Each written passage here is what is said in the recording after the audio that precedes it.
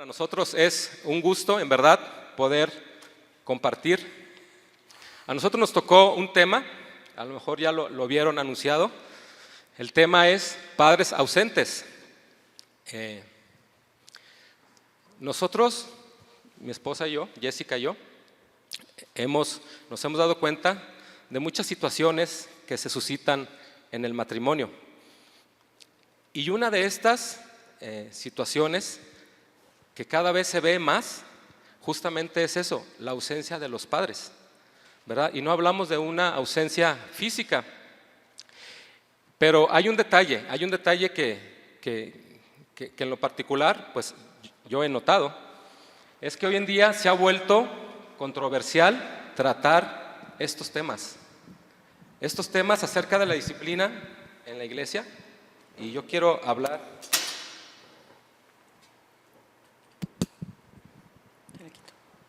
Quiero hablar yo a título personal,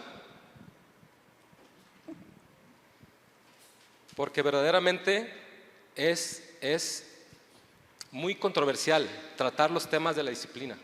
Cuando uno platica con gente que no es cristiana, siempre hay ciertas controversias por el criterio que se tiene. Lamentablemente, hoy en día, ese criterio ya está en las iglesias cristianas, ya está en los púlpitos.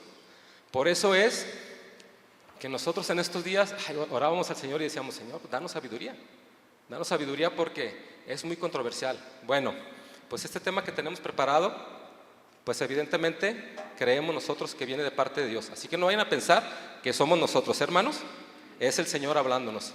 Hoy en día se ha vuelto controversial tratar estos temas por tanta información que hay en internet y sobre todo tantas ideologías y posturas que hablan acerca de la crianza, ¿verdad que sí? Sí. Y no solamente fuera de la iglesia, como lo decía ahorita, sino también dentro de la iglesia. Es por eso que estos temas tan controversiales, muchas veces los padres no están de acuerdo a la hora de tratar estos temas o de lo que escuchan, no están de acuerdo. Entonces debemos estar conscientes de que ser padres, hermanos, antes que otra cosa, ser padres no es fácil. Ser padres no es una labor sencilla. ¿Quiénes son padres aquí en esta reunión? La mayoría. ¿Qué piensan ustedes? ¿Es fácil ser padre? No es fácil. Al menos para nosotros consideramos que es una labor muy difícil, de mucha dedicación. Criar hijos no es una labor sencilla. No es sencilla porque no estamos hablando solamente de personas a las que alimentamos. No es sencilla porque no estamos hablando solamente de personas a las que vestimos, a las que llevamos a la escuela. Y ya una vez que crecen, les corresponde a ellos tomar las riendas de su vida. No se trata de eso, no nomás es eso. ¿Verdad que no? No nada más es eso, va mucho más allá de todo esto. Entonces, fíjense, hermanitos, con mucho cariño y respeto, de esa labor que hagamos en ellos depende no solamente su formación académica o moral, sino que de esa formación dependerá, ¿sabe qué? Su salvación. Se lo voy a repetir. De esa labor que hagamos en ellos no depende solamente su formación académica o moral, sino que de esa formación dependerá su salvación. Por lo tanto, reitero, criar hijos no es nada sencillo. Entonces, ¿cuántos tienen hijos de 0 a 10 años? ¿Pueden levantar su mano? ¿Ustedes, verdad? No, pues ustedes tienen de 0 a 8, a 15, a 18, a 20. De 0 a 10 años, ¿cuántos levantan la mano? Bueno, esta etapa es una etapa importante, ¿no? Como todas, porque estamos poniendo en nuestros hijos las bases de lo que serán el día de mañana. ¿Y cómo podríamos definir lo que significa el título de este tema? Padres ausentes. Mire, por definición, un padre ausente se refiere a un progenitor, ya sea padre o madre, que no participa activamente en la crianza y desarrollo emocional de sus hijos, a pesar de estar físicamente presente o no. Esta ausencia puede manifestarse de diversas maneras, desde la falta de involucramiento emocional hasta la ausencia física. Y existen algunos tipos de padres ausentes. Permítame decirle algunos. Mire, está el padre o los padres que están físicamente ausentes. Estos padres que no viven con sus hijos o tienen poco contacto físico debido a diversos factores como el trabajo, la separación de los esposos o, lo que es peor, el abandono. Y luego también están los que son emocionalmente ausentes, padres que, aunque presentes físicamente, no participan activamente en la vida emocional de sus hijos, no brindan apoyo, cariño ni atención emocional. Vaya anotándole, hermanito. Otro tipo de padres son los involuntariamente ausentes.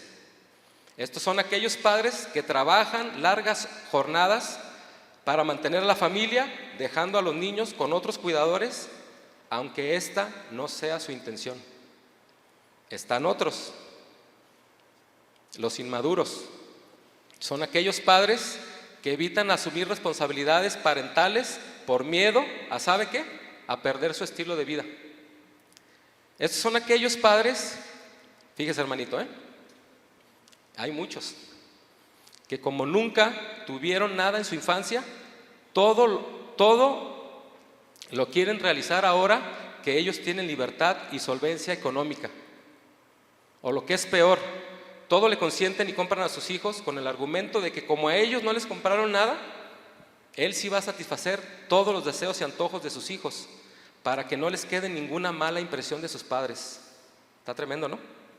O sea, un padre consentidor, ¿no? Y luego están otro tipo de padres, los absorbidos por otros. Estos también llamaron mi atención. Es por definición, hermanos. Son aquellos padres que son relegados por el otro progenitor y no se les permite participar en la crianza. Y en este punto es muy importante por lo siguiente, porque a un padre al que no se le permite participar en la crianza de sus hijos debido a la oposición de su pareja, puede experimentar una variedad de emociones y desafíos. Puede sentirse frustrado, excluido, ansioso y sobre todo puede experimentar dolor emocional por falta de una conexión con sus hijos y la pérdida de momentos importantes en su desarrollo. Y esto obviamente traerá como consecuencia pues conflictos con la pareja, ¿no cree? Y ya una vez habiendo conflictos con la pareja, pues todo lo que se desencadena hacia con los hijos, ¿no? Entonces, ese estira y afloja que a veces surge en las parejas por causa de que cada quien tiene su propio criterio para educar. Conflictos en las parejas porque cada quien tiene su propio criterio para educar. Y ahí están. No, que bájalo. No, que no pasa nada. La típica, ¿verdad? Bájalo del sillón. No pasa nada. Oye, no, pero... Continuamos. Esto puede generar en los hijos frustración, tristeza, sentimientos de exclusión, ansiedad y estrés. Por eso, insisto, educar a los hijos, no es una labor sencilla. No es una labor sencilla. Necesitamos definitivamente, hermanos, la dirección del Señor. Y la Biblia nos presenta algunos ejemplos de padres ausentes que definitivamente cometieron errores con sus hijos por todas estas características que acabamos de decir y que trajeron consecuencias fatales para sus hijos. Podemos ver entonces la vida y consecuencias de estos dos padres que a continuación citaremos. Uno es el sacerdote Elí y otro es el rey David. A lo mejor ya han escuchado o leído esa historia, ¿verdad? Entonces veamos lo que pasó con el rey David. Así es, hermanos, la Biblia nos relata la vida del rey David como un gran rey, un gran líder, como un guerrero, como un hombre valiente, ¿verdad? Como un salmista por excelencia. Pero en esta ocasión haremos un análisis de David como padre. ¿Será que David fue un padre ausente? ¿Qué piensan? ¿Que sí o que no? Sí. En la historia del rey David veremos rasgos de su carácter como padre y podremos tomar ejemplo de aspectos relevantes para contribuir en la formación de nuestros hijos. Nuestros hijos son el reflejo de nuestra enseñanza, de nuestro carácter y del trabajo espiritual que formamos en ellos. Es por eso que analizaremos al rey David mediante la vida de sus hijos. Les pido que me acompañen por favor a 2 de Samuel 13:1. Ahí en su teléfono, si traen Biblia.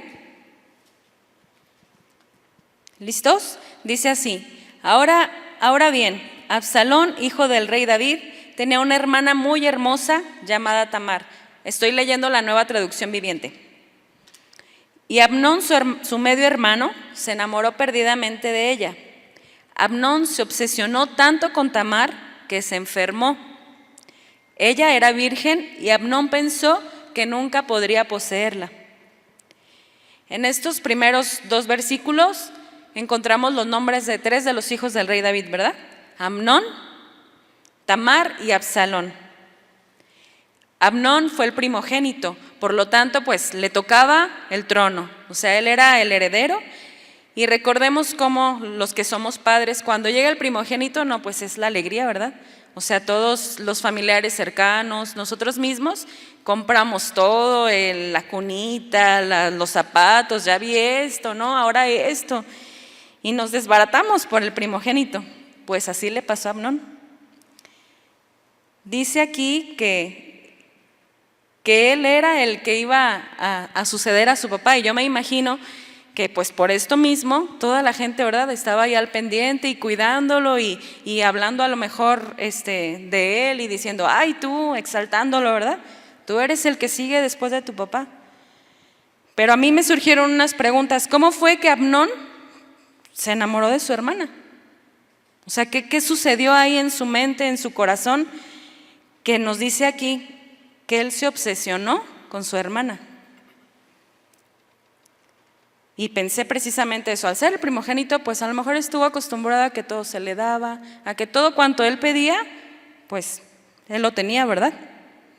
Un pensamiento obsesivo lo llevó a pecar delante de Dios. Y aquí surge un punto muy importante. Como padres, es nuestra responsabilidad vigilar y estabilizar los sentimientos de nuestros hijos y de dirigir sus emociones hacia Dios, ya que desde que son chiquitos, los padres impregnamos y contagiamos a nuestros hijos de nuestras emociones. Por ejemplo, cuando sucede algún altercado con otro niñito, con un pariente, aquí mismo en la iglesia, ¿verdad? ¿Cómo reacciono yo? Yo como padre. Mi hijo mordió, ¿no? Y yo como padre, ¿qué hago? Hay quien lo regaña, hay quien, oye, no, en el momento lo disciplina. Hay quien lo justifica diciendo, ay, es que él no quiso hacerlo, está chiquito. ¿Qué le estoy transmitiendo a mi hijo? ¿Cómo lo estoy guiando? ¿Lo justifico? ¿Qué piensan? ¿Qué hacen? ¿Qué hacen como papás? Lo importante aquí es dirigir sus emociones hacia Dios, hacia el perdón principalmente, sea lo que sea que hayan hecho.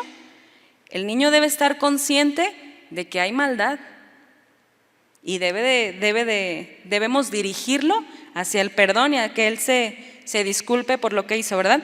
Y a veces lo dejamos pasar porque pensamos, son chiquitos, pero es desde que son chiquitos. Desde ese momento inicia nuestra crianza.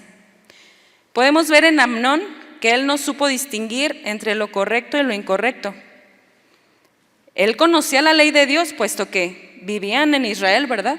O sea, ellos habían sido guiados y educados en la ley. Levítico 18:9 y el 11 nos dice, ni con su hermana o media hermana por parte de padre o de madre hayan nacido en la misma casa o fuera de ella.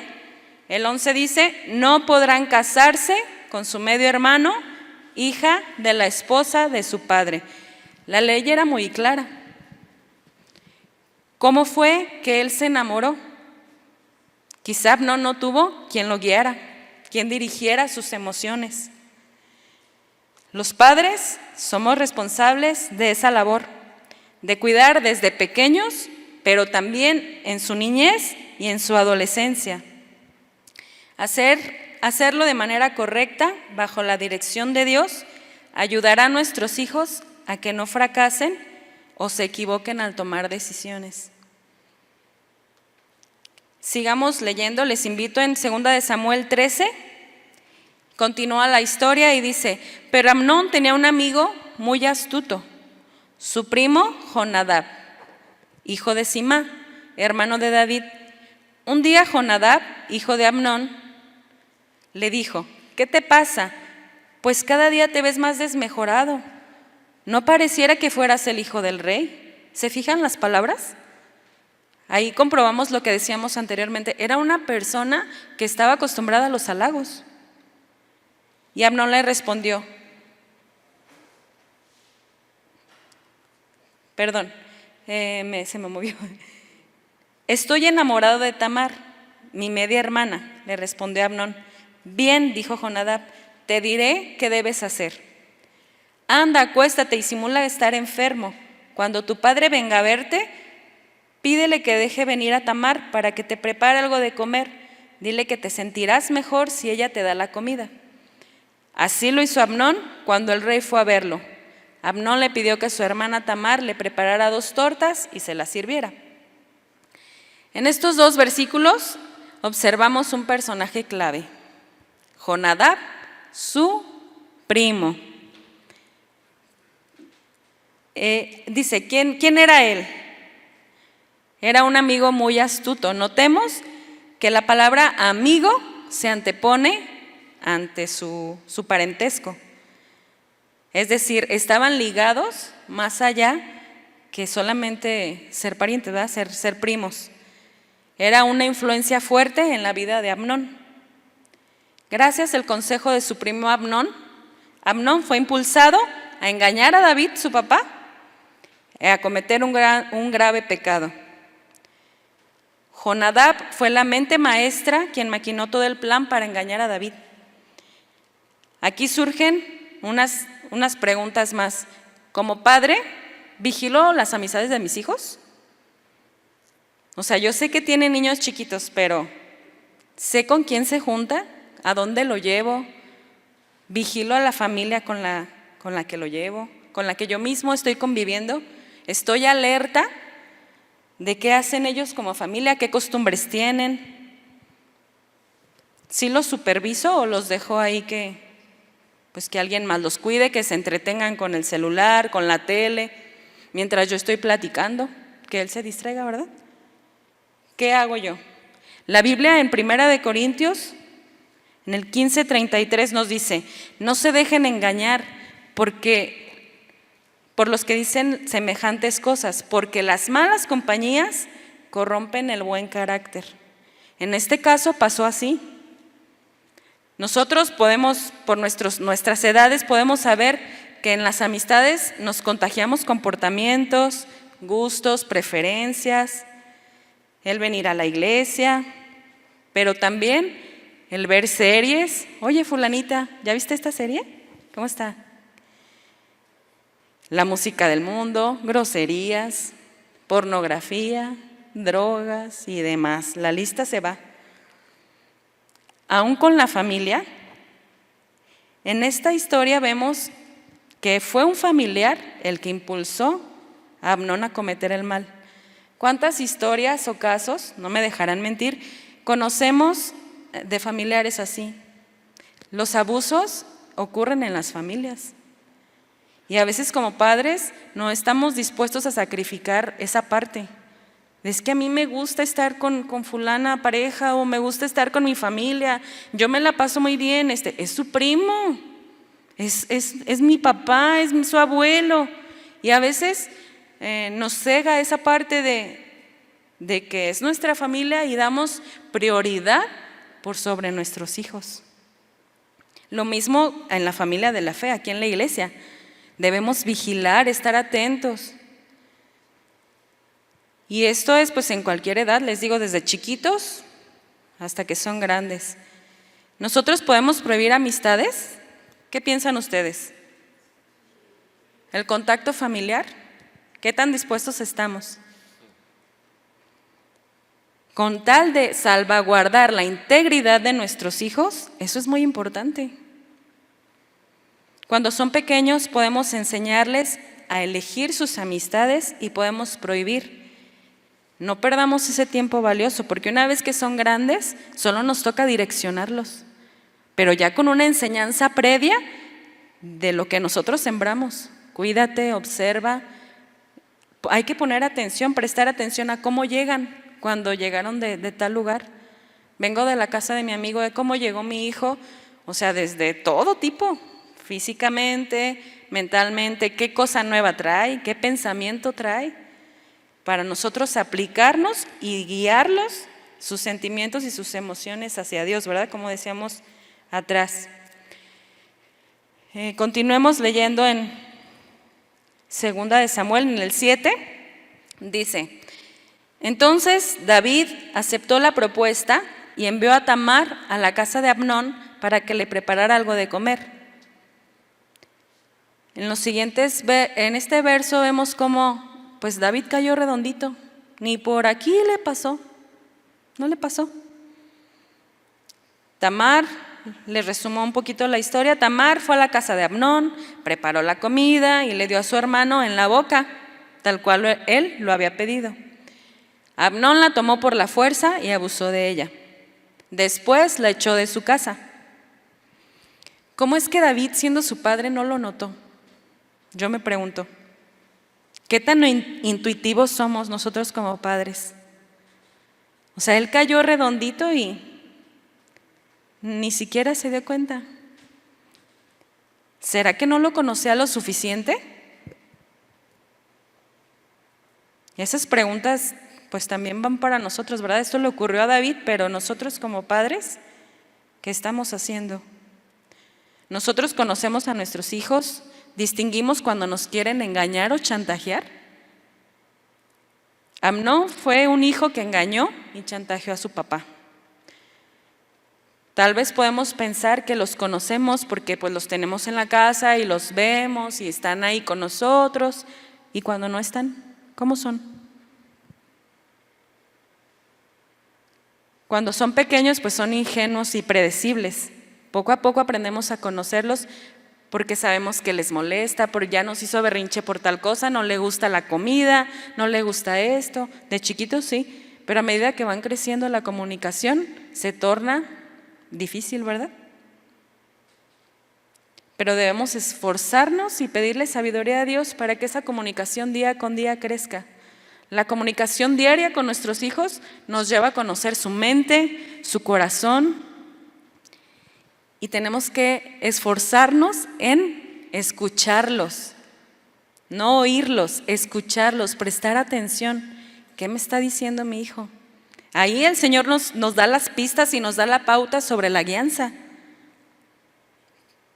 Si no hablamos con ellos, puede ser que también criemos hijos callados, introvertidos, que no sepan compartir sus emociones, ni lo que sienten. Qué importante esa cuestión. Yo recuerdo hace días que en una ocasión mi hijo, yo notaba que estaba un tanto serio y no sabía por qué. La verdad, no presté atención. Y en una yo estaba ahí fregando los trastes, lavando el carro, los trastes no, el carro, puliendo el deportivo, y en lo que estaba yo ahí él se acercó. Yo notaba que estaba un poco raro, pero yo no intuí lo que ahorita nos compartía Jessy, ¿no? Yo no compartí lo que él tenía. Entonces, en lo que yo estaba ahí, bueno, me voy a sincerar, fregando, hermanos, no tiene nada de malo, todos debemos apoyar en casa. Él se acercó y se sienta así en la silla del comedor y me dice: mañana es el torneo de fútbol en la escuela. Y yo vi un futbolero, hermanos. Yo dije, de aquí vamos a salir de pobres con este chamaco. Y le digo, pues, ¿y qué onda? ¿Qué te falta? ¿Qué necesitas? Eso. No, pues es que no sé si vaya. ¿Cómo no vas a ir? ¿Cómo no vas a ir, hijo? Pues es la oportunidad, es la convivencia con los amigos. Y me dijo, no sé. La verdad no le presté mucha atención y continué con mis labores. Esto fue el sábado. El domingo en la mañana, el lunes por la mañana, ya para irnos a la escuela, él se despertó antes que todos Esto fue para mí señal de que algo no estaba bien.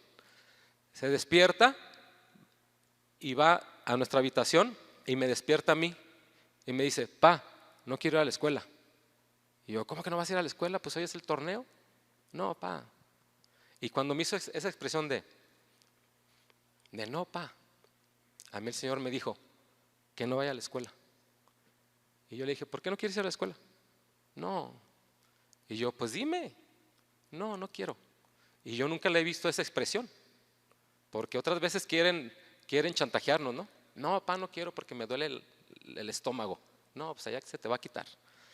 Entonces, cuando me dijo eso, el Señor me dijo: ya no lo presiones. Entonces me vino así a mi mente el momento cuando se acercó a decirme: mañana es el torneo de fútbol. Entonces yo dije: algo ya le dijeron. No, pues le estaban haciendo bullying, ¿verdad? Porque pues como que a sus amigos no les parece que sea tan bueno para jugar. Entonces yo le dije: está bien. Le dije: pero es por lo del fútbol, ¿verdad? Me dice: sí. Le dijo: está bien. Y le digo: pero ¿no te parece que es mejor enfrentar eso, hijo? Me dice: sí, pero hoy no. Ah, está bien. En la tarde hablé con él y pues ahí tuve que ministrarlo, ¿no? Y decirle: no, mijo, no pasa nada. Total, que al otro día me dice: ¿sabes qué, pa? No se hizo lo del juego, no jugaron mis compañeros. Vamos a jugar hasta la siguiente semana. Ah, perfecto. Pero ya tenía otro ánimo, ¿verdad? Porque yo lo notaba preocupado. Y eso es justamente la labor como padre, ¿no? Y cuando preparábamos esto, ahí me sentí, de verdad, un padre ausente, que no supo intuir la necesidad de su hijo. Y bueno, son cuestiones que nos pasan, ¿no? Yo creo nadie está exento de cometer esas pifias, ¿no? Entonces veamos lo que pasó con el sacerdote Elí. Se describe que Elí fue un padre sin autoridad con sus hijos. El sacerdote Elí vivía en Silo. Ustedes a lo mejor ya lo han leído, ¿no? Y saben esta historia. El lugar donde se estableció el santuario de Dios. Desde Silo, él dirigía al pueblo. Y dice la historia que él era un buen sacerdote. Él era un buen juez. Él hizo bien su trabajo. Ahí narra la historia, ¿no? Y él hizo bien su trabajo porque él amaba al Señor. Lo que correspondía a su trabajo, él lo hacía muy bien. Como muchos padres hoy en día, ¿no? En el trabajo son excelentes. Apoyan a los demás, capacitan, dirigen, resuelven, proponen. Pero luego llegan a casa y ya se terminó esa faceta de los padres, ¿verdad? Entonces, en su trabajo, Elí era bueno, en sus labores él era bueno, hacía lo correcto. Dice la Biblia que él tenía 2 hijos, ya los conocen probablemente, Ofni y Fines. La Biblia los define a los hijos de Elí como hombres malos, y el significado de esto era que eran hombres sin valores. Así lo dice la Biblia, ¿no? Eran hombres que no tenían valores. Elí hizo a sus 2 hijos sacerdotes, a pesar de que carecían de las virtudes que debía tener un sacerdote. Con todo y eso él lo hizo. En 1 de Samuel 2:12 vemos las cualidades que no tenían este par de hijos de Elí. Dice 1 de Samuel: ahora bien, los hijos de Elí eran unos corruptos que no conocían al Señor, en la Nueva Versión Internacional. Por lo tanto, ellos no podían tener temor de Dios, ¿verdad? El que eran corruptos se refiere a que eran indignos y malvados. Y aunque su padre Elí conocía al Señor, ese conocimiento no se les iba a transmitir a ellos genéticamente. Ellos tenían que conocer al Señor personalmente. Y esto es muy importante con nuestros hijos. Esta era la labor que Elí les debía transmitir a ellos. Desafortunadamente, pues muchos padres cometemos errores, ¿no? Y se cometen ese tipo de errores. Algunos creen que esa labor es de la iglesia, que esa responsabilidad le corresponde a la iglesia, y no es así. La enseñanza que tenemos en esta iglesia para los niños es buena, sí es buena, pero es un complemento de lo que nosotros enseñamos en casa. ¿Sí me explico? Aquí se complementa lo que nosotros hacemos en casa. Esa labor nos corresponde a nosotros. Eso fue o era justamente lo que Elí debió transmitir a sus hijos. Y una de las principales responsabilidades que tenía el sacerdote Elí por realizar era la enseñanza de la ley. La razón por la que Elí enseñaba la ley al pueblo y no lo hacía con sus hijos se debe a que era un padre negligente, pasivo e indulgente. Se lo repito, la razón por la que Elí no enseñó a sus hijos fue que era un padre negligente, pasivo e indulgente, que no corrigió a sus hijos a pesar de conocer sus malas acciones, no tomó medidas suficientes para detener sus pecados. Así que podemos decir que el sacerdote Elí era inclinado a tolerar y disimular los errores de sus hijos. Amaba tanto la paz y la comodidad que no ejercitó su autoridad para corregir los malos hábitos y las pasiones desenfrenadas de sus hijos.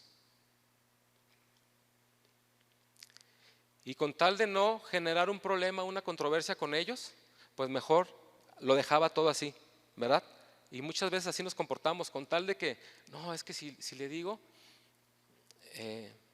si yo le reclamo esto a mi hijo, luego él también me va a corregir de las cosas que yo hago mal, porque luego a veces así pasa, ¿no? ¿No les ha pasado? Que luego corriges a tu hijo y él también te saca en cara lo que tú haces. Y yo le digo, sí, hijo, pero yo soy la autoridad. ¿Pero qué tiene, pa? Tú también te equivocas. Ah, entonces no te puedo corregir. No, sí, pero tú también te equivocas. Bueno, el punto es que muchas veces evitamos generar este tipo de controversias y mejor lo dejamos así. Eso fue lo que sucedió con Edith. O sea que Elí se hacía de la vista gorda, ¿no?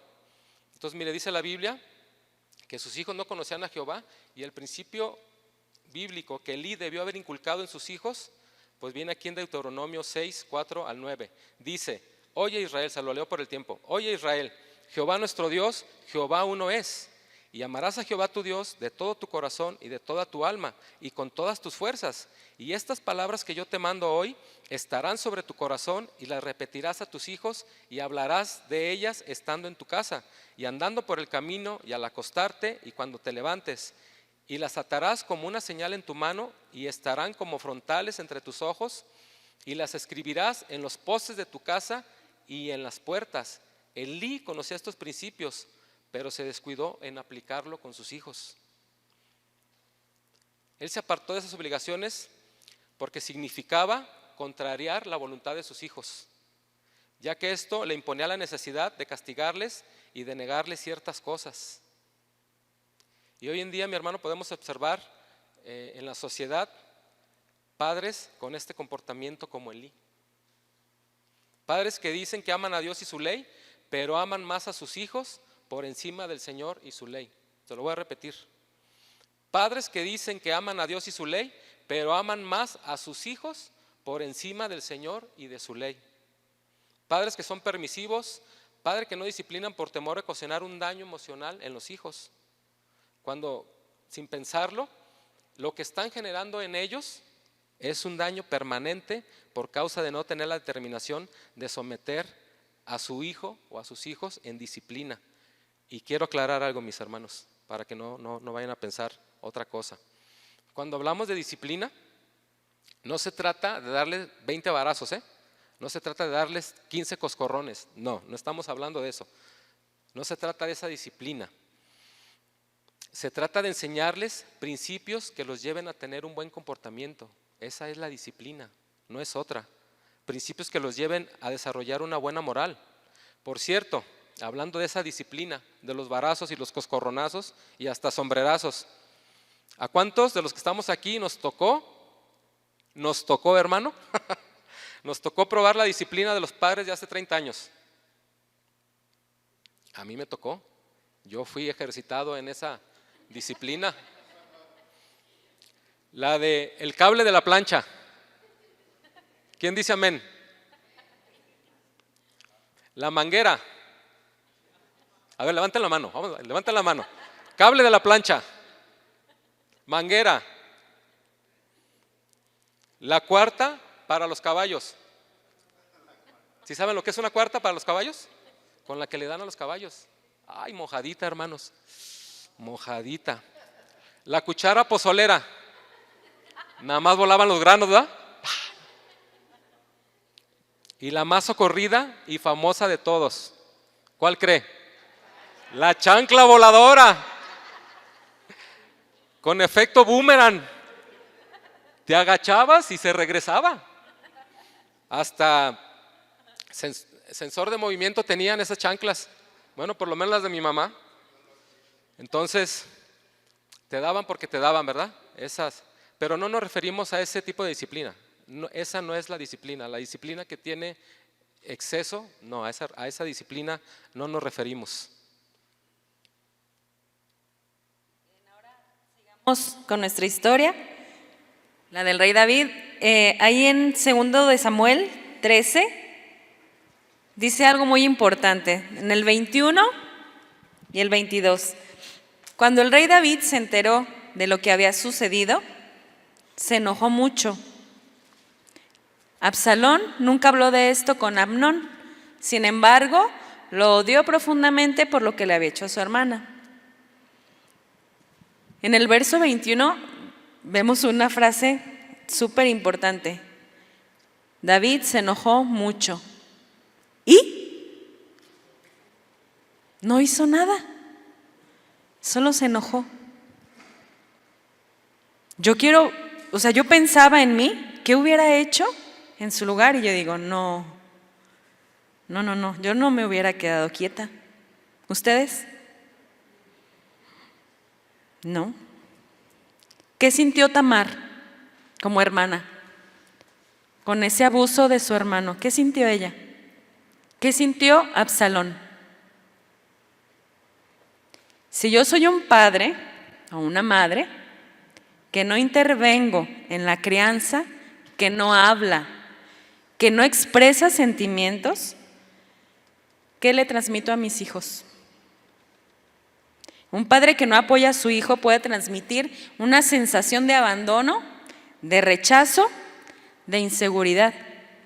Esta falta de apoyo puede generar en nuestros hijos baja autoestima, dificultades para confiar en los demás y problemas en el desarrollo emocional, social del hijo a largo plazo. El abandono y el rechazo por el propio padre es muy doloroso. Causa heridas a veces imborrables. En la inseguridad y la baja autoestima, pues ni se diga, ¿verdad? ¿Cuántos niños no vemos sin identidad? Y esa causa de que los padres no están presentes. Dificultades para relacionarse. En la escuela, ¿cuántos no les ha tocado escuchar de sus hijos que hay niñitos que no? Herméticos, que no hablan, que no expresan nada. Y pues los problemas emocionales están a la orden del día, ¿verdad? Depresión, ansiedad. Ahora ya los chiquitos tienen depresión, tienen gastritis, tienen colitis. ¿Debido a qué? ¿No será que están cargando mucho peso nuestros hijos? La falta de apoyo paterno puede afectar la construcción de la identidad del hijo, dificultando la definición de quién es y su lugar en el mundo. Esto me brincó, híjole, no saben quiénes son, no saben si son niños, si son niñas, si son, ¿qué son? No tienen identidad, porque el padre no está presente. Adolescentes con problemas de todo tipo, ¿verdad? ¿No les ha pasado que ahora ya todos los niños son hiperactivos? O sea, yo recuerdo mis tiempos y yo creo que muchos de los que están aquí no me van a dejar mentir. En nuestros tiempos no existía eso. Sí había los casos, obviamente, ¿no? Pero ¿qué hacíamos de niños? Pues jugábamos, compartíamos. Era diferente. ¿No será que son los celulares? Que como padres hemos dejado que nuestros aparatos o los aparatos electrónicos suplan esa presencia de los papás. Pensemos más allá de la rabieta o del berrinche que hacen cuando les quitamos el celular. O sea, ya es, yo he visto videos, a mí no me tocó tanto esa parte con mis hijos porque eran más de televisión. O sea, uno los entretenía con la tele, no era tanto el celular. Pero ahora me ha tocado ver los videos de los niñitos, o sea, chiquititos, y ya hacen unos berrinchazos. ¿No será que tienen más apego a los dispositivos? ¿Qué creen ustedes? Yo creo que sí. Lo innegable es el vacío y la ausencia que dejamos como padres. Necesitamos prestar mucha atención a ese sentimiento. No les transmitamos abandono, hermanos. ¿Cuántos adultos heridos no vemos? O sea, en nuestro día a día, personas amargadas, personas que, papás o matrimonios de parejas que no pueden salir adelante con conflictos, a veces tan sencillos, pero como padres no tuvimos, más bien, que no tuvieron padres quien los direccionaran. En la historia de los hijos de David, vemos a Amnón, un joven con sentimientos totalmente desbordados. A Absalón, un hijo que a causa de la negligencia de su padre, le originó una herida de odio hacia su hermano Amnón, pero también hacia su mismo padre. En el verso 23, de ahí mismo de 2 de Samuel 13, dice: 2 años después, cuando se esquilaban las ovejas de Absalón en Baal-Hazor, cerca de Efraín, Absalón invitó a todos los hijos del rey a una fiesta. Él fue a donde estaba el rey y le dijo: mis esquiladores ya se encuentran trabajando. ¿Podrían el rey y sus siervos venir a celebrar en esta ocasión conmigo? El rey le contestó: no, hijo mío. Si fuéramos todos, seríamos mucha carga para ti. ¿Por qué le dijo que no? No quiso compartir. Para Absalón era un tiempo muy importante. O sea, era la esquila de sus ovejas. Quiere decir que él estaba siendo fructífero, ¿verdad? Pues David no quiso ir con él, no quiso compartir esos momentos con su hijo. Y vemos aquí que le dice: seríamos mucha carga para ti. Entonces Absalón insistió, pero aún así el rey le dijo que no iría, aunque le dio su bendición. Menos mal, ¿verdad? Le dio la bendición. Gracias, papá.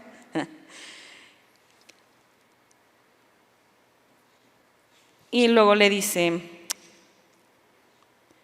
si no puedes ir, ¿por qué no envías a mi hermano Amnón con nosotros? ¿Por qué Amnón?, le preguntó el rey. Pero Absalón siguió insistiendo, hasta que por fin el rey accedió y dejó que todos sus hijos asistieran, entre ellos Amnón. Así que Absalón preparó un banquete digno de un rey. David nuevamente no intuyó lo que Absalón pensaba hacer, le volvió a fallar. Ya le había pasado con su hijo Amnón, nuevamente le pasa con su hijo Absalón.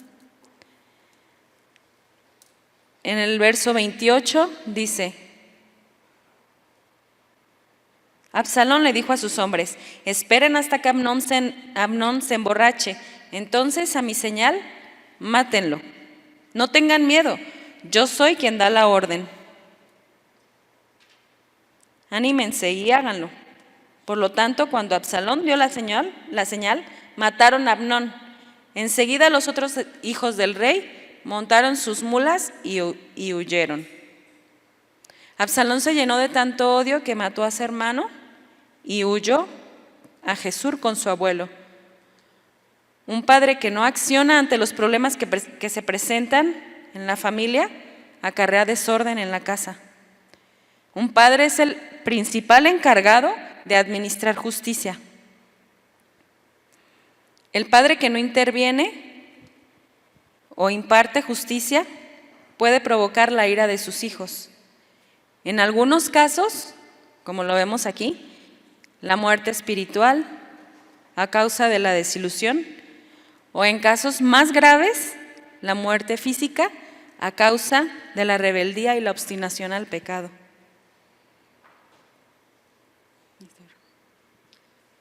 Veamos cómo era el comportamiento de los hijos de Elí, de una manera sintetizada.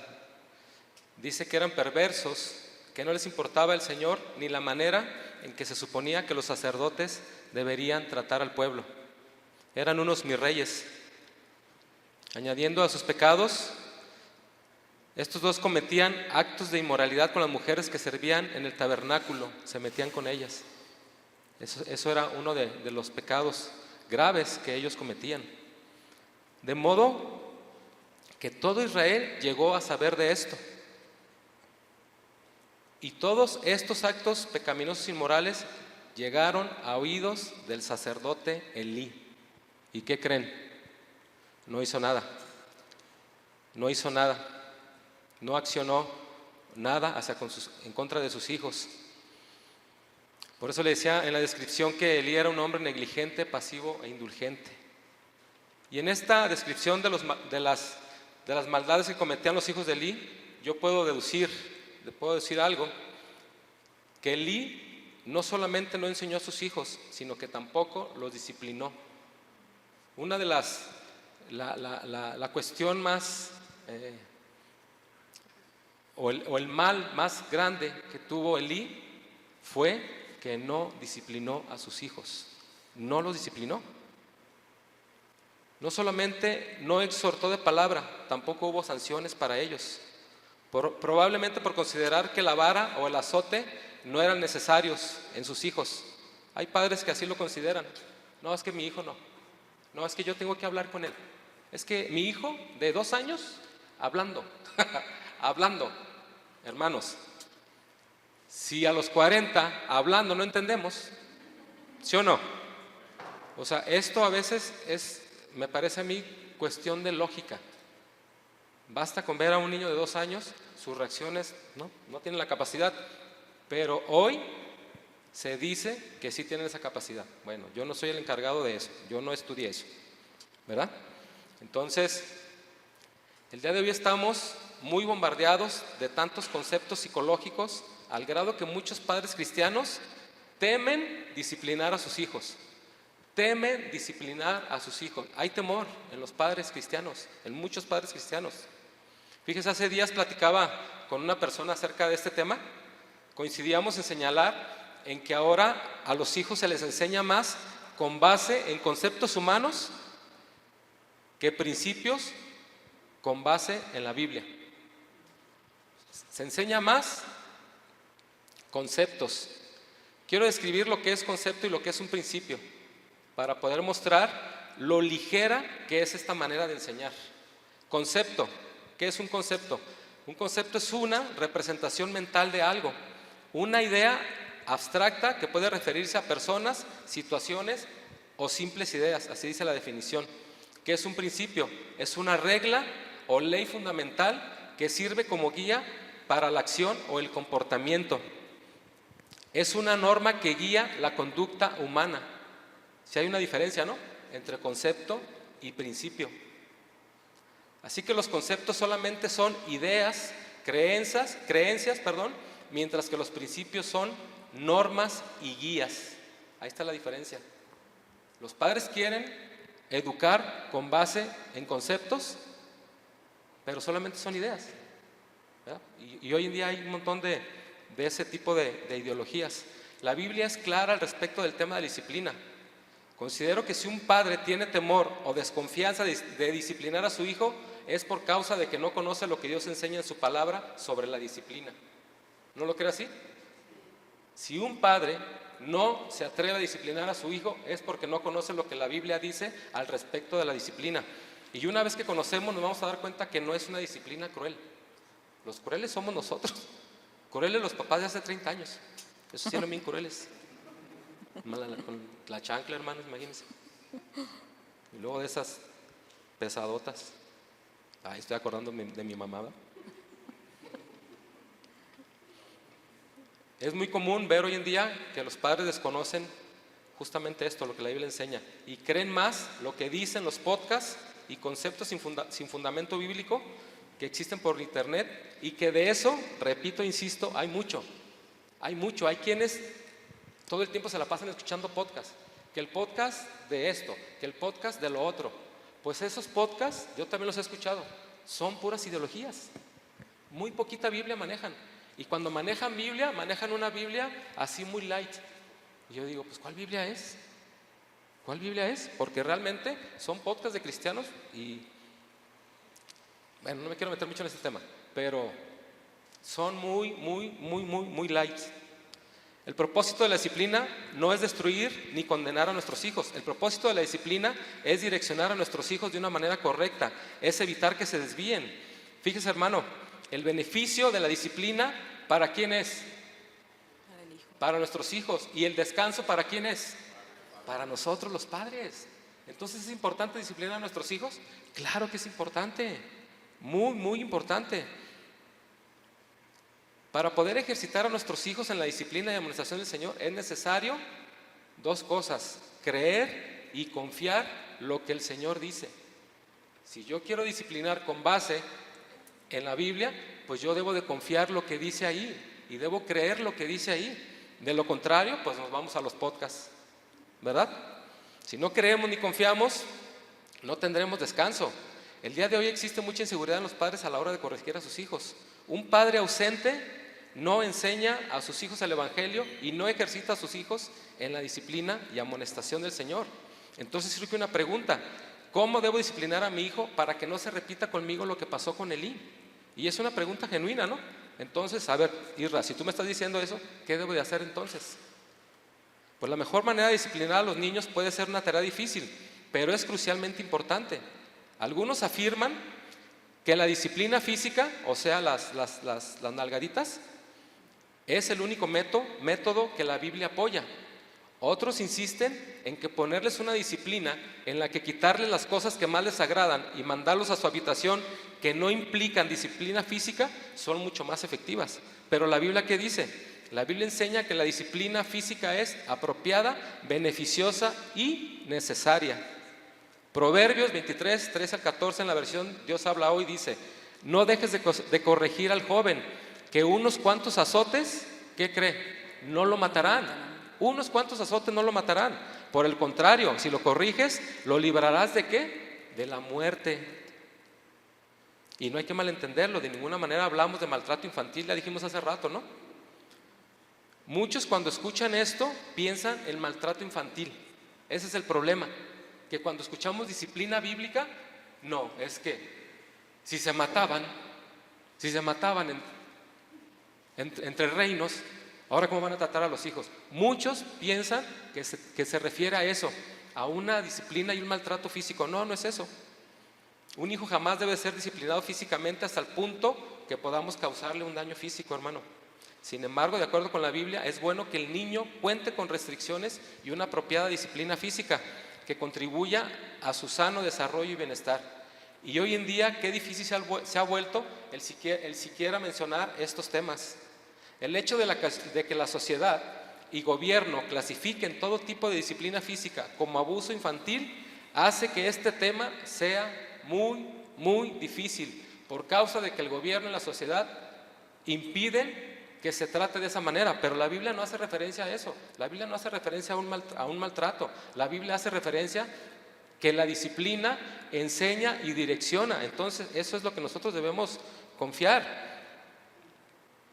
Hace días leí algo que escribió un sociólogo al respecto de este pasaje, Proverbios 23.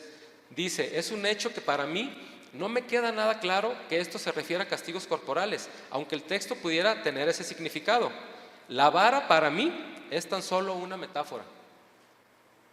Considero que la rebeldía de todo chico es meramente transitoria de acuerdo a la edad por la que están pasando. Y es cuestión de tiempo para poder disfrutar de la calma que la propia edad traerá. ¿Usted qué opina? Si Elí pensó de esa manera también, pues ahí están las consecuencias. La calma a su vida por los actos que sus hijos cometían nunca llegó. Nunca llegó esa paz. La edad de sus hijos no le garantizó la calma y la tranquilidad. Por otro lado, mis hermanos, algunos comentaristas, sociólogos cristianos, comentan acerca de este mismo versículo. Ellos creen que la vara se refiere a la disciplina corporal, obviamente sin abusos, como por ejemplo lo que decíamos, no un par de nalgadas. Consideran que definitivamente la necesidad consideran que definitivamente la necedad está anclada en el corazón del niño y que se requiere más que palabras para desanclarla. Y con esto se cae el argumento que muchos papás dicen: no, es que yo hablando con mi hijo y eso es suficiente, porque él ya me entiende. ¿Cuánto tiene? 9 meses. Él ya entiende, ya entiende. Causa risa porque, pues así parece, ¿no? Obviamente cualquier tipo de abuso y exceso no está permitido. El Señor también a nosotros como padres nos pone un límite a la hora de disciplinar. Y es justamente cuando nosotros como padres, que conocemos lo que dice lo que la Biblia habla al respecto, vamos a entender que tenemos un freno, ¿verdad? Un freno. Porque nosotros como padres podemos enseñar, y es la fórmula en la que el Señor nos va a dar descanso a nosotros, disciplinando a nuestros hijos, enseñándoles. Pero también los hijos deben de tener una garantía para que los padres no cometan abusos. Y la Biblia también nos enseña a nosotros. En Efesios 6, capítulo 6, versículo 4, en la versión Dios habla hoy, dice: y ustedes, padres, no hagan enojar a sus hijos, sino más bien edúquenlos con la disciplina y la instrucción que quiere el Señor, no como yo lo considero, no como yo pienso, sino como el Señor dice que debe de ser. Este versículo nos llama a nosotros, a los padres, a evitar acciones o actitudes que puedan causar frustración, enojo o resentimiento en nuestros hijos. Y hace referencia también a instruirlos y corregirlos con amor y firmeza, utilizando métodos que los hagan crecer espiritualmente y moralmente, de una manera sana. El mejor momento para moldear el carácter de nuestros hijos, dice este sociólogo que les leí, es cuando los hijos son pequeños.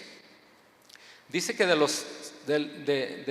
los 0 años a los 7 es el periodo más importante, pues de este depende que exista un desarrollo adecuado sobre la vida mental y su inteligencia. Si el niño ha sido tratado de manera apropiada, a la edad de 8 años deberá ser un niño con un comportamiento sano e idóneo.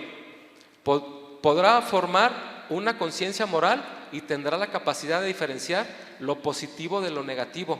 De esta forma, al llegar a la etapa de los 12 a los 18 años, el joven estará en el punto de vivir su adultez con un cúmulo de convicciones que darán soporte a lo que resta de su vida. Y este comentario a mí me pareció importante y congruente, ya que manifiesta el cuidado y el trabajo que los padres han tenido con sus hijos, ¿verdad? Como resultado, como consecuencia, ahí está, los hijos llegan a la edad adulta y tienen un cúmulo de convicciones que nosotros hemos forjado en ellos, ¿verdad que sí? Por otro lado, muchos padres, justamente en esta edad, es cuando no quieren disciplinar. ¿Por qué? Porque se les hace que están muy pequeños y se les hace un abuso. Pues es justamente en esta edad cuando nosotros podemos ayudarlos y dirigirlos de una manera correcta. Porque en una ocasión yo platicaba con una persona y yo le decía: a ver, ahorita disciplina a tu hijo de 20 años, a ver si no se te echa encima. Si con decirles que recojan, así se ponen, ¿sí o no? Entonces, yo le dije, quiero ver que ahorita agarres tu varita y que le des sus 3 varazos, a ver si se deja, a ver si te escucha. No, porque esa etapa ya no es en él. Esa etapa él ya no está para vara. La vara era de pequeñitos. ¿Sí me explico? Entonces si ahorita no quiere disciplinar de 0 a los 8 años, pues a los 20 menos. Y no porque no quiera, no va a poder, porque su hijo no se va a dejar. ¿Cierto o no? Entonces es importante, hermanos. El desenlace que tuvieron los hijos de Elí fue totalmente lamentable y triste. Incluso al final del mismo Elí, conocemos la historia, ¿verdad? Los 3 murieron. Primero de Samuel 2, 12-36, por favor léalo en casa. Narra el juicio de Dios sobre la casa de Elí debido a la corrupción de sus hijos. Ya voy a terminar. Regálenme 5 minutos más. Dios advierte a Elí en este pasaje que sus hijos morirán el mismo día como señal de su juicio, y le dice que el sacerdocio será quitado de su familia. Eso, cuando yo lo leí, hermanos, me impactó, porque fueron las consecuencias. El Señor le dijo, el sacerdocio va a ser quitado de tu familia. No, Señor, pero perdóname. No, ya no, porque tuviste un tiempo para enseñar y direccionar. Ahorita ya no, ahorita vas a sufrir, Elí, las consecuencias, tú y tus hijos, toda tu casa. Qué tremendo, ¿no? La profecía se cumple cuando los filisteos derrotan a Israel en batalla y Ofni y Fines mueren en el combate, sus hijos. Posteriormente a esto, al recibir la noticia de la muerte de sus hijos y la captura del arca de Dios, por el impacto de la noticia, ¿qué cree? Elí cae hacia atrás, ahí narra, se desnuca y muere también al igual que ellos. Y ahí le va. Más adelante en el capítulo 4, versículo 9, la nuera de Elí, que era la esposa de Fines, muere al dar a luz después de enterarse de la muerte de su esposo y de su suegro, llamando a su hijo Icabod, que significa, ¿sabe qué significa Icabod? Ha sido quitada la gloria de Dios. Este pasaje destaca la soberanía de Dios y su juicio sobre la maldad originada por el descuido del sacerdote Elí hacia sus hijos. Ellos deberán de haber sido ejemplos de santidad. Eso debemos de formar nuestros hijos, hijos que sean ejemplos de santidad. No es una labor fácil, pero es posible. No es fácil, pero sí es posible. La historia de Elí y sus hijos sirve como una advertencia sobre las consecuencias de la falta de temor de Dios, así como una lección sobre la importancia de la disciplina y el arrepentimiento. Y mira, hermano, ya para terminar, en este proceso de la educación de los hijos, se lo firmo, vamos a cometer errores. Y en muchas ocasiones eso es lo que a muchos padres los detiene para no ejercer la disciplina adecuada, el pensar que va a cometer errores. Pero déjame decirte algo, mi hermano, si en alguna ocasión te sucede que cometiste un exceso con tu hijo, reconócelo y pídele perdón a tu hijo. A todos nos pasa, a mí me ha pasado. Yo tengo presente que cuando de chiquito lo disciplinaba, ahora de grandes ya no, porque ya no se dejan. Yo veo a mi hijo de 13 años y no, ya no lo voy a disciplinar, luego ya está casi de mi tamaño. No, hombre, me va a tumbar. Él me va a dar los chanclazos a mí. Pero cuando yo tengo presente algo, cuando yo lo disciplinaba, luego me lo sentaba en mi pierna, que llorara en mi pierna, y ahí lo consolaba. Y en ocasiones también yo lloraba de verlo, y yo le decía, es necesario, hijo, es necesario. Por otro lado, en una ocasión, no se crea, yo lloraba con él en ocasiones, porque no es agradable la disciplina, pero es necesaria. Llegó el momento, no 1, 2, 3, 4 veces, que yo me equivoqué al ejercer una disciplina excedida, con coraje. Tuve que reconocer. ¿Y saben qué hacía? Como consejo, iba y les pedía perdón. Creo yo que hasta ahorita no ha habido una sola ocasión en la que yo me haya equivocado y no vaya a pedirles perdón. ¿Y sabe qué pasa, hermano, en ellos? Causa un efecto bueno en su vida la disciplina. Yo lo he visto. Y ahora, a lo mejor los que lo conocen van a decir, sí, pero ahorita a veces ni saluda. Bueno, pues tiene 13 años, está aprendiendo. Y la otra tiene 15, están aprendiendo. ¿Sí me explico? Eso díganme cuando ya tengan 40 años. La verdad. No es que no aprendieron, no les enseñaron, pero ahorita están en su etapa. Pero cuando los disciplinaba, tenía que hacerlo, teníamos que hacerlo. Bueno, porque Jesse casi no, yo era el que los disciplinaba. ¿Por qué? Porque yo soy el encargado de la disciplina en mi casa. Ella no, yo soy el encargado de la disciplina en mi casa. ¿Sale, vale? Ojalá que mi mamá no escuche esto. Mi papá salía a trabajar y duraba 6 días fuera. Él manejaba un tráiler. Mi mamá tenía que ejercer la disciplina con dos hombres y luego uno de este tamaño, mi hermano. Tenía un hermano que vivía en la esquina de mi casa, también cristiano, y era su dealer. Él era quien abastecía a mi mamá de varitas. Se iban a su rancho y traía unas varitas, o la cuarta de caballo, y le decía: dele, hermana, es sano, dele. No, pues sí nos daba. Pero ¿sabe qué? Yo no le guardo rencor a mi mamá. ¿Perdón? Ni al dealer. La verdad, yo no le guardo rencor. Probablemente se excedió en alguna u otra ocasión, pero considero que para mí fue muy necesaria la disciplina. Hablo por mí, obviamente, ¿verdad? Entonces, Elí y David tuvieron desenlaces muy similares, la pérdida de hijos y nueras por causa de no prestar atención a lo que sus hijos hacían. Entonces, mi hermano, ¿qué debo hacer para justamente no ser un padre ausente? O también, ¿qué debo hacer para dejar de ser un padre ausente?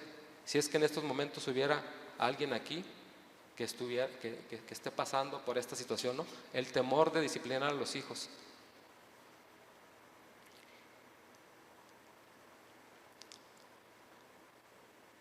Quiero darles algunos consejos que también obviamente son para mí, ¿verdad? Más bien escuchemos algunos consejos que nos pueden servir. El primero dice: sana cualquier herida emocional y espiritual que pueda afectar o estar afectando nuestra capacidad de poder ser un padre presente. Se lo repito, mi hermano: sana cualquier herida emocional, espiritual que pueda afectar o estar afectando nuestra capacidad de poder ser un padre presente. Este es el más importante. No podemos ejercer la disciplina si en nuestro corazón hay heridas, porque vamos a ejercer la disciplina conforme a esa herida que hay en nuestro corazón. Es importante que para que nuestros hijos puedan recibir la disciplina de una manera correcta, esta disciplina sea dada sin nada en nuestro corazón. ¿Se me explicó? Con un corazón sano. De lo contrario, vamos a estar, por eso son los excesos, justamente, por eso son los excesos. Hay dos cuestiones. Los excesos de la disciplina se dan porque hay heridas en nuestro corazón. Y un padre que tiene temor a disciplinar es por causa de que no tiene conocimiento de lo que dice la palabra de Dios, ¿verdad? Entonces, si hay heridas relacionadas con nuestra propia infancia, el perdón será un paso trascendental para sanar y avanzar. Si hubo maltrato, que si mi papá nunca me abrazó, si mi papá nunca me besó, o mi mamá, si nunca jugó conmigo, si prefirió a mis hermanos, todo eso, hermanos, de todo eso debemos ser sanados. Eso va a impedir o está impidiendo que seamos padres presentes. Hebreos 12:15 en la nueva traducción viviente dice: cuídense unos a otros para que ninguno de ustedes deje de recibir la gracia de Dios. Tengan cuidado de que no brote ninguna raíz venenosa de amargura, la cual los trastorne a ustedes y envenene a muchos. Eso es lo principal, hermanos, que debemos hacer. Sanar nuestro corazón. Un corazón sano tiene la capacidad de brindar amor y de recibir amor. El consejo número 2 es: dedica tiempo de calidad con tus hijos. Dejemos los celulares, hermanos. Volquemos lo mejor en hacer actividades con ellos, como jugar juegos de mesa en familia, hacer comida, ver película todos juntos. Sobre todo, orar juntos y leer la Biblia, ¿verdad? Consejo número 3. Tengan tiempo para comunicar y expresar lo que sienten. Sobre todo los papás. Papá, habla. Habla, papá. ¿Qué impide que tú seas un padre expresivo? ¿Qué impide? Si hay algo que impida que alguno de nosotros pueda ser un padre expresivo, volvemos al consejo número 1. Hay que sanarlo. Necesitamos expresarle a nuestros hijos. Expresa lo que sientes. No cargues con eso que te abruma. Eso va a contribuir, mi hermano, a que los hijos aprendan empatía y les ayudará a ser sensibles a las necesidades de los demás. Papá, habla. ¿Verdad que mujeres, que los hombres son los que menos hablan? Sin miedo, digan. Es necesario hablar. En mi caso, yo soy el que habla las 3,000 palabras al día. ¿Verdad, Jessy? Sí. Yo soy el que habla 3,000, a veces 3,500 cuando me agarran de buenas. El consejo número 4. Escucha atentamente y con interés a tus hijos. Presta atención a lo que tus hijos te dicen, tanto verbal como físicamente. Evita interrumpirlos y muestra interés genuino en sus pensamientos y sentimientos. Consejo número 5. Establece límites. Un padre presente debe establecer límites claros y conscientes, enseñando a sus hijos sobre responsabilidad y consecuencias, lo que va a contribuir a su desarrollo emocional y social. El número 6, participemos en sus actividades escolares, deportivos, artísticos, salgamos con ellos. Expresémosle con toda atención que estamos ahí para ayudarles y compartir. Consejo número 7, muy importante, exprésales tu cariño. Igual, un llamado a los papás. Los papás luego son los hombres, luego son más secos, ¿no? Más parcos a la hora de otorgar el cariño, el amor. Nada más llegan los hijos y nomás una palmadita. ¿Y qué? Eso al hijo, ¿qué le representa? Es todo, compadre. No, es llegar, abrazarlos. Entonces, los hijos también nos enseñan a nosotros. La verdad, uno de mis hijos es muy expresivo, al grado de que le tengo que decir, ya espérate. Pero está todo el día colgado, ¿verdad? Sí. Él me ha enseñado. Sí. Lo que a lo mejor yo no tuve de pequeño. Pues mi papá salía 6 días, regresaba sábado y domingo y se iba a jugar. No le reprocho, al final éramos amigos, nos amábamos, nos decíamos que nos amábamos, nos apoyábamos. Pero en el momento cuando éramos pequeños, yo poco recibí de él. ¿Me explico? Entonces es importante, un llamado a los papás. Seamos expresivos, papás, seamos expresivos. El número 8, sé consistente. Cumple lo que prometes a tus hijos. La consistencia da confianza y seguridad a ellos. Así es. Y para terminar, mis hermanos, David y Elí, 2 padres presentes pero ausentes. ¿Qué le parece? 2 padres presentes pero ausentes. Y yo lo quiero invitar en esta hora que tome la mano de su esposa y oremos al Señor, ¿no? Definitivamente el ser padres no es una labor sencilla, es una labor difícil y más con tantas ideologías que se han levantado, que muchas veces, porque nos resulta fácil, las creemos, porque nos resulta poco confrontativas, creemos y adoptamos ese tipo de ideologías. Pero lo importante es que nosotros nos desarrollemos en la disciplina que el Señor desea para nosotros y la disciplina que Él diseñó para que nosotros podamos caminar en rectitud. Padre, te damos gracias en esta hora, Señor, por tu palabra, tu consejo, Señor. Señor, si hubiera aquí algún padre, alguna esposa, Señor, un esposo que haya heridas en su corazón, queremos ponerlas delante de ti, Señor. Esas son heridas que nosotros no debemos cargar, Señor, porque esa carga a nosotros nos está impidiendo muchas cosas, Señor, principalmente ser expresivos. Y si no somos expresivos con nuestros hijos, Señor, definitivamente también no podremos ser expresivos contigo, Señor. No somos expresivos con lo que vemos, con los seres que amamos y que vemos. Difícilmente vamos a ser expresivos con el Padre Celestial que no vemos, pero sabemos que está ahí, Señor. Y creyendo en esto, Señor, que tú estás aquí en medio de nosotros, queremos pedirte, Señor, que tú nos fortalezcas, que tú restaures, Señor, que tú sanes cada área de nuestra vida, Señor, si existiera ahí algo que impida el que nosotros podamos ejercitar a nuestros hijos en disciplina, sin temor, Señor, sin temor a equivocarnos, porque es una disciplina que tú en tu palabra sí la has diseñado para nosotros, Señor. Gracias por este tiempo, Señor. Y si tú quieres también hacerlo, mi hermano, hagamos un compromiso en esta hora de ponernos a trabajar en esas áreas que hemos descuidado. Señor, nos comprometemos en esta hora, Señor. Háblanos, Padre, enséñanos qué es lo que hemos estado haciendo mal, Señor. No queremos que nuestros hijos se pierdan, Señor. Yo no quiero que mi hijo se pierda, yo no quiero que mi hija se pierdan, Señor.